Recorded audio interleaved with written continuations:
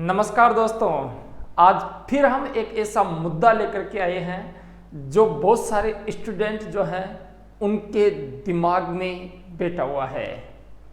मुझे competition coaching जो है उसमें पढ़ाने से कितने रुपए मिल सकते हैं, एक कंपटीशन के जो टीचर होता है उसके 1 घंटे के कितने पैसे होते हैं, और क्या अगर मैं सरकारी सेवा में नहीं लग पाता हूं तो क्या कंपटीशन की दुनिया में मेरा करियर है या नहीं है, मुझे इस दुनिया में कदम रखना चाहिए या नहीं रखना चाहिए। इन सब सवालों के जवाब, ऑथेंटिक जवाब आज आपको इसी वीडियो में मिलने वाला है और इसमें आप जरूर समझ जाएंगे कि आपको कंपटीशन कोचिंग क्लासेज में एक टीचर बनना चाहिए या नहीं बनना चाहिए। प्यारे विद्यार्थियों, आप सभी अगर अपना करियर कोचिंग टीचर्स के रूप में बनाना चाहते हैं तो ये वीडियो आपके लिए बहुत लाभदायक होगा, बहुत ज़्यादा लाभदायक होगा। डियर स्टूडेंट्स, सबसे पहली बात, क्वेश्चन नंबर 1। आजकल अनेक स्टूडेंट जो है ऐसा सोचते हैं कि जो कंपटीशन का जो टीचर होता है, जो कोचिंग क्लासेज में पढ़ाते हैं, कंपटीशन टीचर जो होते हैं जो कोचिंग क्लासेज में पढ़ाते हैं, उनको कितना पैसा मिलता होगा। तो प्यारे विद्यार्थियों, ध्यान रखना, किसी एक टीचर के पेमेंट से आप किसी अदर टीचर का पेमेंट कभी भी नहीं आंक सकते हैं, क्योंकि जैसा मुझे 10 साल का अनुभव है उस अनुसार मैं देखूं तो किसी एक टीचर को 200 रुपये पर आवर के भी मिलते हैं, 300 रुपये पर आवर के भी मिलते हैं, 400 रुपये पर आवर के भी मिलते हैं, 500 रुपये पर आवर के भी मिलते हैं, 700 रुपये भी 1 घंटे के मिलते हैं, 800 रुपये भी मिलते हैं, 900 रुपये पर आवर के भी मिलते हैं, 1000 से लेकर के 1100 से लेकर के 1200 से लेकर के 1300 से लेकर के कई सारे टीचर्स, इस प्रकार से ये ग्राफ बढ़ता ही जाएगा, बढ़ता ही जाएगा। 4000 रुपये पर आवर के भी होते हैं, 5000 रुपये पर आवर के भी होते हैं, और इससे ज़्यादा भी टीचर्स का कंपटीशन क्लासेज में 1 घंटे का पेमेंट होता है, महीने भर का नहीं, 1 घंटे का पेमेंट होता है। लेकिन क्या ये सभी प्राप्त कर पाते हैं? नहीं, ये बिल्कुल गलतफहमी है। सभी टीचर इन पेमेंट्स को 4000 रुपये 1 घंटे के, 5000 रुपये 1 घंटे को कभी प्राप्त नहीं कर सकते। कौन कर सकते हैं, कौन नहीं कर सकते, आइए उसके ऊपर डिस्कशन करते हैं अपन। प्यारे विद्यार्थियों, सबसे पहला सवाल कि यदि अगर आप कंपटीशन के टीचर बने या नहीं बने, तो इस प्रश्न को पूछने से पहले आपके दिमाग में मैं एक बात डाल देना चाहता हूं कि अगर आप कंपटीशन के टीचर बनना चाहते हैं तो फिर आपको कंपटीशन कोचिंग में जो सब्जेक्ट पढ़ाना है उस सब्जेक्ट पर आपकी पूर्ण रूप से पकड़ होनी चाहिए, ठीक है। चाहे वो आपकी कोई सी भी सब्जेक्ट हो, जैसे अगर आप हिंदी पढ़ा रहे हैं तो हिंदी को जबरदस्त तरीके से आपको आनी चाहिए। अगर आप संस्कृत पढ़ा रहे हैं तो संस्कृत का आपको पूर्ण ज्ञान होना चाहिए। अगर आप पॉलिटिकल सब्जेक्ट पढ़ा रहे हैं तो पॉलिटी सब्जेक्ट का आपको पूर्ण ज्ञान होना चाहिए। अगर आप मैथ पढ़ा रहे हैं तो मैथ का ऐसा टीचर होना चाहिए जो उसका पूरा पोस्टमार्टम कर सके। डियर स्टूडेंट्स, ध्यान रखना, अगर आपको अर्ध ज्ञान है, ठीक है, किसी भी सब्जेक्ट का अर्ध ज्ञान है, वो सब्जेक्ट आप पढ़ा रहे हैं, तो गारंटी है आपका पेमेंट कोचिंगों में 300, 400, 500 तक ही अटक जाएगा। इस बात को आप ध्यान रखना, और आप अपने जीवन में हर दिन इसी पेमेंट में उलझ करके रह जाओगे और आपके सपने अधूरे रहेंगे। कब तक रहेंगे? जब तक आपको उस सब्जेक्ट का पूर्ण ज्ञान नहीं है तो आप उस लेवल तक नहीं जा सकते जिस लेवल में एक टीचर को एक बेहतरीन रूप से इज्जत मिलती है, मान मिलता है, सम्मान मिलता है। आप अपना कार्य तो चला सकते हैं, अपना काम चला सकते हैं जीवन का, लेकिन सुव्यवस्थित नहीं चलेगा। कुछ समय के लिए चलेगा, लेकिन इसके बाद में आपको अड़चने आना स्टार्ट हो जाएगी।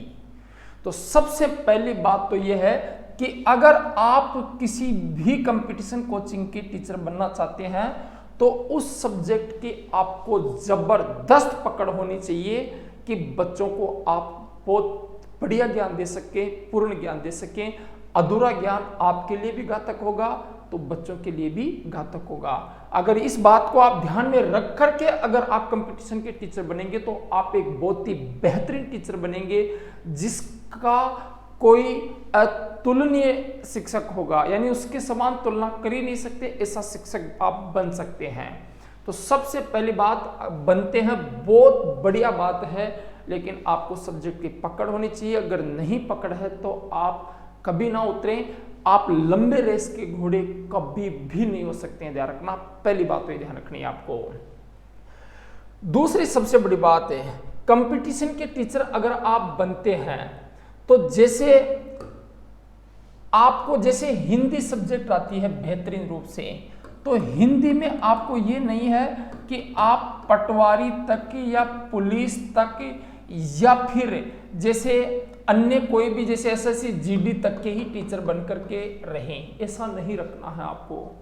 आपको हिंदी की इतनी बेहतरीन पकड़ होनी चाहिए कि कल को अगर हिंदी से आपसे सेकंड ग्रेड के बैच पढ़ाए जाए तो आप आसानी से पढ़ा सको।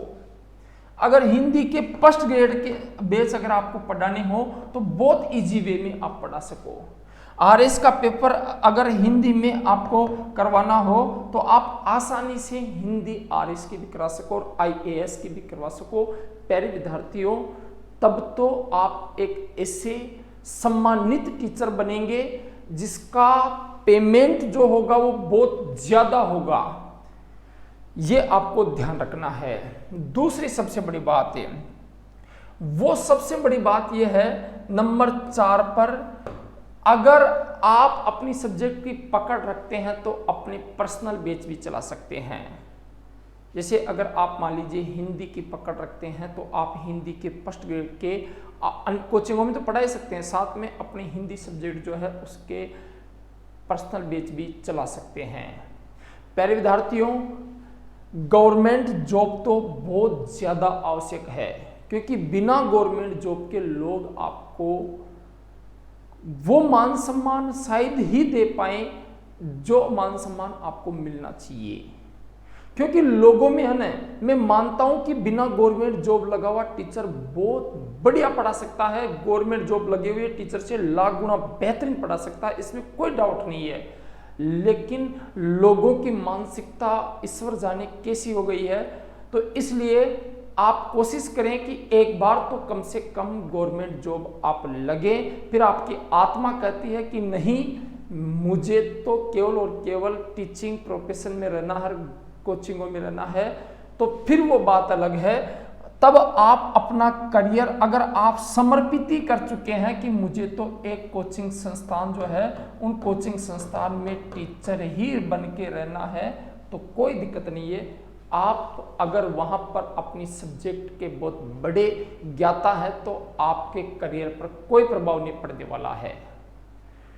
मैंने बहुत सारे टीचर देखे हैं जो कंपटीशन की दुनिया में पढ़ा रहे हैं और अपनी गवर्नमेंट जॉब को छोड़ के पढ़ा रहे हैं। मैं ये नहीं कहता कि आप गवर्नमेंट जॉब छोड़ के पढ़ाइए, मैं ये कहता हूं कि वो इसलिए पढ़ा रहे हैं क्योंकि उनको अपने आप के ऊपर आत्मविश्वास था कि मैं निश्चित रूप से डेफिनेटली अपनी सब्जेक्ट जो है उस अपनी सब्जेक्ट का खतरनाक टीचर बन सकता हूं, बेहतरीन टीचर बन सकता हूं।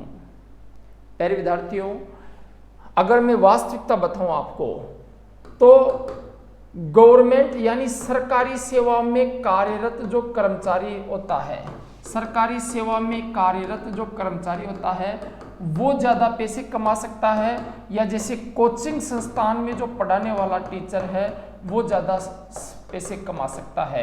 तो इसका अगर ईमानदारी से इस प्रश्न का उत्तर दूं में, तो कोचिंग संस्थान में पढ़ाने वाला टीचर बहुत ज़्यादा पैसे कमा सकता है, ये वास्तविकता है। आप सबको पता है मैं खुद गवर्नमेंट जॉब में हूँ और मैंने कई सालों तक प्राइवेट संस्थानों में पढ़ाया है, कोचिंगों में पढ़ाया है। लेकिन अगर मैं दोनों की तुलना करूं तो कोचिंग संस्थान में ज़्यादा इनकम, ज़्यादा पैसा, ज़्यादा करियर वो अपना कमा सकता है। लेकिन वही बात कि उसके लिए आपको अपनी सब्जेक्ट का ज्ञान होना चाहिए। बिना सब्जेक्ट के ज्ञान बिना आप कोचिंग संस्थानों में उतर जाओगे। आपकी वाक पटुता होनी चाहिए, आपकी बहुत ही जबरदस्त तरीके से किसी भी विषय वस्तु को प्रेजेंटेशन की आपके पास में कला होनी चाहिए। आप एक बेहतरीन टीचर बनेंगे और दुनिया के किसी भी अन्य व्यक्ति से बेहतरीन सफल हो सकेंगे। तीसरी सबसे बड़ी बात, आपको हमेशा बेहतरीन टीचर बनने के लिए, कोचिंग संस्थानों में एक बेहतरीन टीचर बनने के लिए लगातार आपको क्या करना पड़ेगा, लगातार आपको निरंतर रूप से आपको अध्ययन भी करना पड़ेगा। ऐसा नहीं है आपको कि आप कोचिंग संस्थान में पढ़ाने जा रहे हैं, शुरुआत में 2-3 बैच निकाले, तब तक तो आप पढ़ाए, इसके साथ में खुद भी पढ़े, इसके बाद में खुद पढ़ना बंद कर दो। ऐसा कभी नहीं करना है। कोचिंग संस्थान में बेहतरीन टीचर बनने के लिए अपने आप को हमेशा अपडेट रखना ही पड़ेगा। अगर आप अपने आप को अपडेट रखते हैं तो फिर आपको कोई चैलेंज नहीं कर पाएगा। लेकिन अगर आप अपने आप को अपडेट नहीं रखते हैं तो फिर आपको मार्केट से दूर होना पड़ सकता है। अगला प्रश्न होना चाहिए आपका कि सर कोचिंगों में से तो कई बार जो है वो डायरेक्टर बाहर निकाल देते हैं, डायरेक्टर जो है वो बाहर निकाल देते हैं। ऐसा बिल्कुल भी नहीं है। डायरेक्टर अगर किसी भी टीचर को बाहर निकालता है तो मैं ये मानता हूं कि कहीं ना कहीं 90% वो जो टीचर है उस टीचर में ही कोई ना कोई समस्या है। ठीक है, हो सकता है, देखो डायरेक्टर को हो सकता है वो खुद भी गलत हो, लेकिन 90% मेहनती जो टीचर होते हैं ना, उनको कभी भी बाहर नहीं निकाला जाता है। या तो वो टाइम पे नहीं आ रहे हैं या समय पर कोर्स पूरा नहीं करवा रहे हैं। इस वजह से कोचिंग के टीचर जो है उनको बाहर निकाला जाता है। अन्यथा कभी भी हर कोचिंग संस्थान का जो ईमानदार बेहतरीन टीचर होगा उसको कभी भी कोचिंग संस्थान कभी बाहर नहीं निकालती है। तो आप इस बात का भी जरूर ध्यान रखेंगे और निश्चित ध्यान रखना आपको। प्यारे विद्यार्थियों, कोचिंग संस्थान के अगर आप शिक्षक बनते हैं तो आपका जीवन सुनहरा है, बहुत अच्छा है। लेकिन वही बात कि आपको बच्चों के प्रति ईमानदारी दिखानी पड़ेगी, आपको पूर्ण ज्ञान करना पड़ेगा, निरंतर अध्ययन करना पड़ेगा, नई नई चीजें आपको बालकों को बतानी पड़ेगी, तब जाकर के आप कोचिंगों में एक बेहतरीन टीचर बन पाएंगे। नहीं तो हजारों लाखों टीचर हैं, उनमें से नाम कितनों का चलता है, बहुत नाम मात्र टीचरों का नाम चलता है। इसलिए डियर स्टूडेंट्स, आप ध्यान रखेंगे, जब भी ऐसी स्थिति आए, आपको लगे कि मुझे मेरे करियर जो है इस रूप में बनाना है, वेलकम है।